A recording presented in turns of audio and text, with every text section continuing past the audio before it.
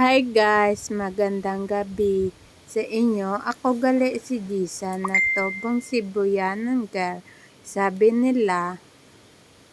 nila maganda daw ang taga Sibuyan, pero sa totoo lang hindi ako maganda. Piling maganda lang.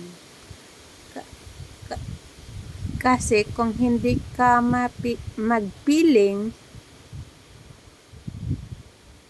wala kang piling. Charot.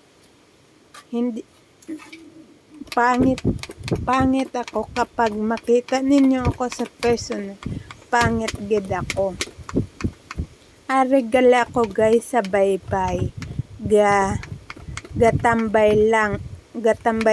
lang kay pagkatapos lang namon yung kaon. Ari anay ako sa baybay. Ang ganda talaga na tanawin dito sa baybay. Ito ang panahon dito sa baybay kasi masama ang panahon. Hambay nindahay may bagyo kuno ini.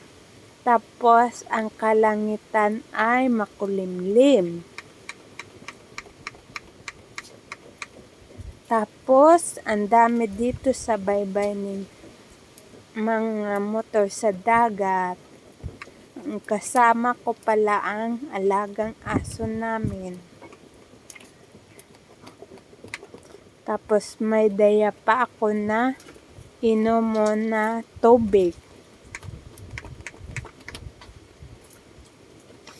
Hindi ini alak, tubig ini.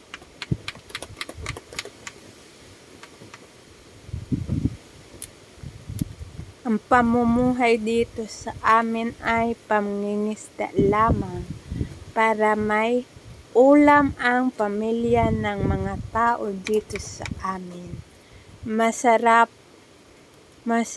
magtambay dito sa tabi ng baybay kasi mahangin at saka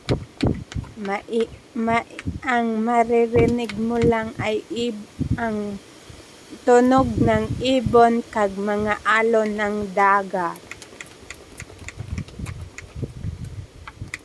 Ari hambay ng papa ko karin na mauli na kita kay may aswang ko no sa baybay. Yaman gani ay ginahadlok lang ako ng papa ko.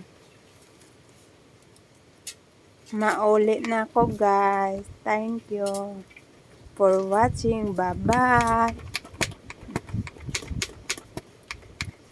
Ako gali. Sige na. Bye-bye na guys. Pasensya na guys kasi binoise over ko ini kasi pangit ang aking boses kapag hindi ko ito binoise over. Kaya pasensya na guys kasi kung sad ini ang akong boses sa pag voice over. Nahihiya talaga ako mag voice over.